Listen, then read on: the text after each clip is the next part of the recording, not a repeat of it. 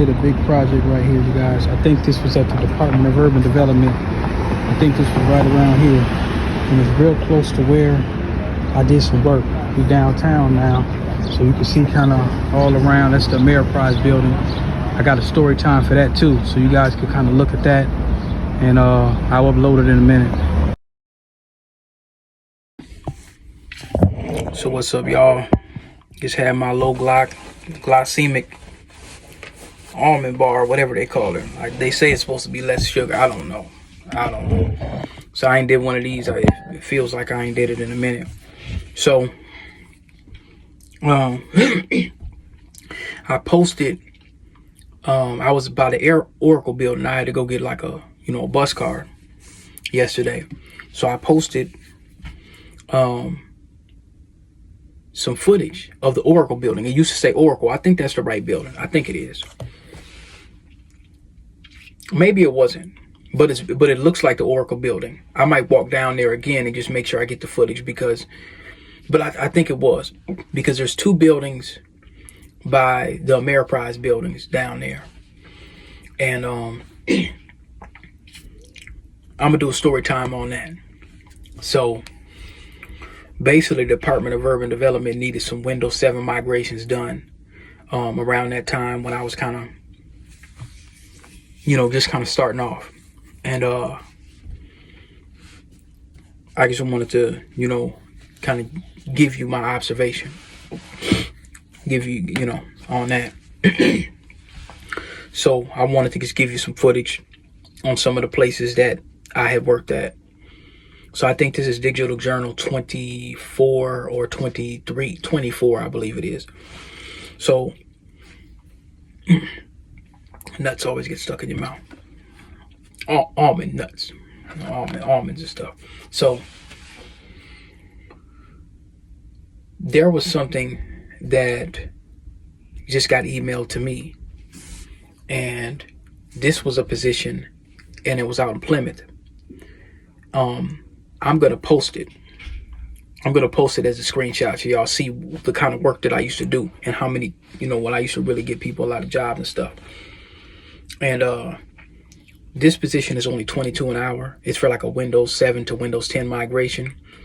So it don't pay a lot. It'd be good for some hands-on experience or somebody that's in between work or whatever to go out there. It really should be $30 an hour. But Randstad Digital's doing it, and they like to shave off a lot of money. I'm gonna be honest. Randstad, they prices don't be right. They prices don't be right. So I want to put that out there. I'm trying to think of any other things. So the story time I did, the long story time that I just did was driving in the Rondo neighborhood. And the one I just now did was North Minneapolis. So I went to go get a haircut. So I want to show y'all the city of Robbinsdale and kind of break that down. On the way, coming back from Robbinsdale, I ended up turning into a wrong street. And remember, I said PCs for People. So PCs for People is a nonprofit. They've been around a long time. And they have they got laptops and desktops for the dirt, but you got to almost get government assistance to get them, but they're super cheap. So they make you show your eligibility and stuff like that. So for people that are getting government assistance, and I'm just talking to people that's considering getting into tech, that's what I'm talking about. They got some good stuff. And I think regular, I don't say regular, but I think people that don't get it could still buy it. I'm not sure. I'm going to clear that up, and I'm going to clear that up in a story time or in a podcast just to see. But they got some crazy deals, crazy laptops and desktops, and they offer internet. So, but that was PCs for People. And my point of turning down that street and explaining that is, if you're a brother or sister in Minneapolis and you want some experience, go down there and volunteer. And put that on your resume. Hardware refresh, hardware installation, software installation, all of that. Go down there and get your experience. People say, well, where do I start? Start with some hardware if you have to. And then you could go download your AWS and virtual machines and eventually get into Kubernetes and containerization software. But go down there. Go down there. So the next story time I'm gonna do, that's the Oracle building. And there's a story time that I'm gonna do at some point called the nonprofit I'm a real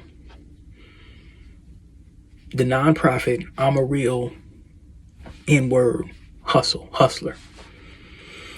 You have a lot of these nonprofits in Minneapolis. And I won't get into details, but at the start of my career, and I'm going to break that down, but at the start of my career, basically I told y'all that I ended up getting, a 1-year internship.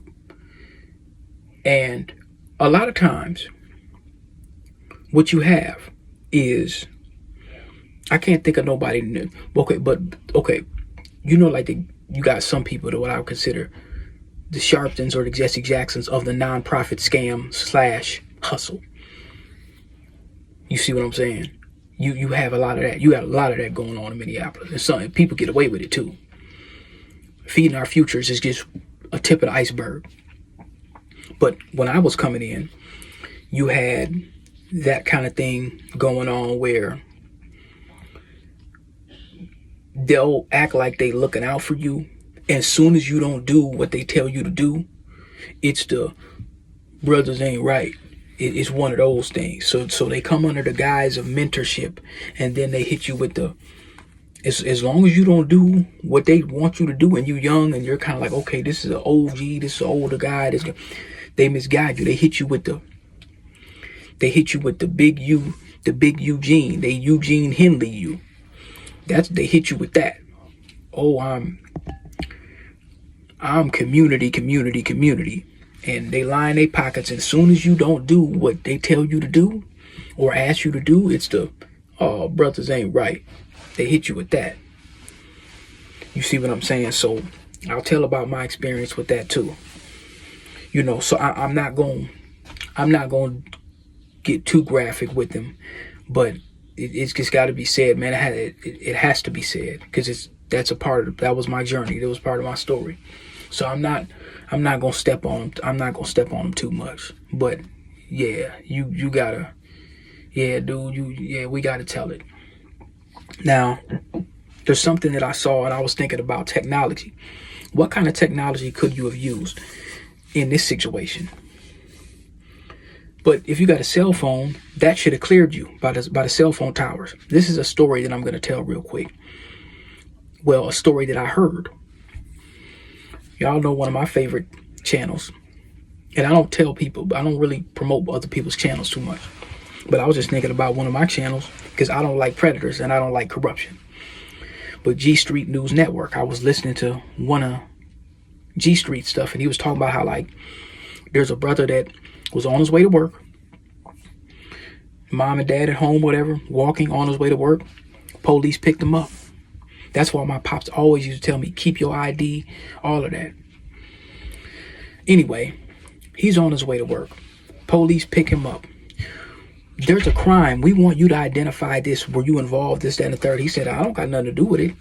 So he's on his way to work. He's thinking, well, I didn't do anything wrong. And this happens all over the nation, but especially places like Louisiana, the corruption he was talking about. This is their system. They have a plantation system down there. Good old boy system. So, and everywhere. As I call up here, I call this the Dred Scott North. But anyway, get back to the story. So he's on his way.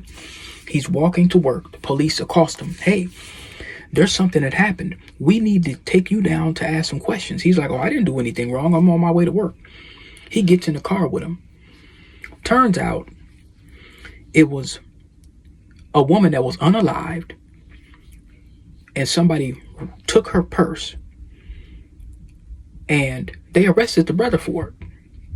He wasn't there, but they took her purse, took the money out or something like that. Somehow, I don't know how they came to this conclusion, but I think they could seen him walking and said, okay, we got to get somebody. So they booked this dude on M charges. I'm not going to say the word, the M charges. They booked him. And turns out the woman was unalived 20 miles away from where they found her purse. So what they put, and he got convicted for this. What they ended up doing is they convicted this brother.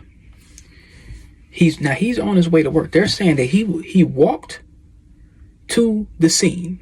And this is what he would have had to do. He walked to the scene.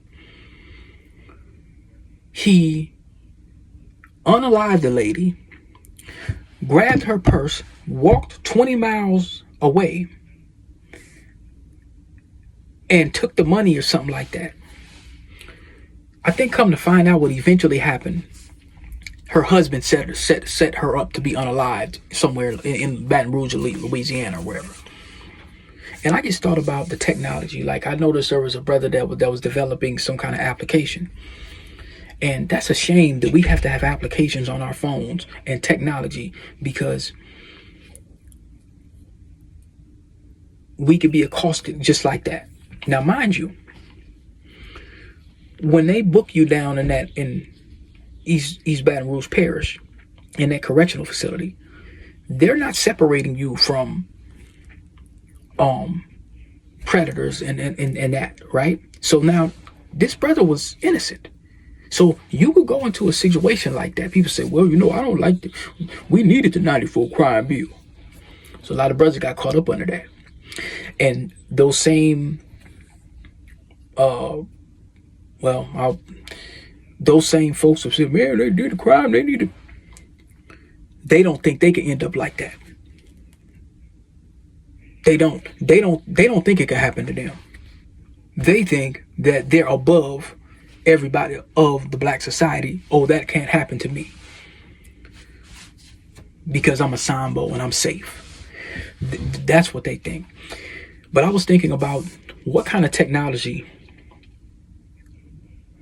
but I don't know if they would even want to hear that, because they actually had no evidence that this brother did the crime, yet he was convicted of it. So he ended up, they sent him, he was in the county parish, and then they sent him to a lion's den. That's what they do down there. They don't keep you in the parish. They sent you to a lion's den. He's in there with apists, predators, and illers. So I was thinking about what kind of technology could have, and see, we have the Innocence Projects and stuff.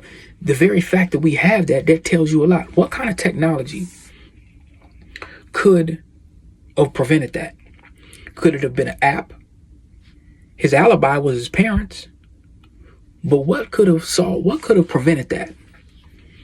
I want y'all to hit the comments. What could have prevented that? What kind of technology, what application could have prevented that? Would law enforcement been open to saying, yeah, we see in this app that you were at home, or whatever the case may be? We shouldn't even have to deal with that. This shouldn't even exist. But it does. But what kind of technology could have avoided that situation? What would have helped that brother to where they could have been like, all right, no, it wasn't you. There's another situation that this happened to me on Fremont. I'm going to do a story on that with the law, where that same kind of situation kind of happened, but it happened with a robbery on Fremont, North Minneapolis, where they tried to say we did something or whatever like that. And turns out it was somebody completely different. We were waiting on the bus. This happened to me. I forgot about that story, so I'm going to write that down. This happened to me. This is going to be on the Adventures of DP, Fremont. And I think I told it before, but remember, around that time, we didn't have applications. I couldn't prove that it wasn't me. You see what I'm saying? They eventually found out the person that robbed the person, but I couldn't prove that it wasn't me. They could have just booked me and my buddy, and we would have been sitting down in Hennepin County. And I didn't have no money for no lawyer, so I would have sat on robbery charges. It's Black America, man. What kind of technology could have avoided that?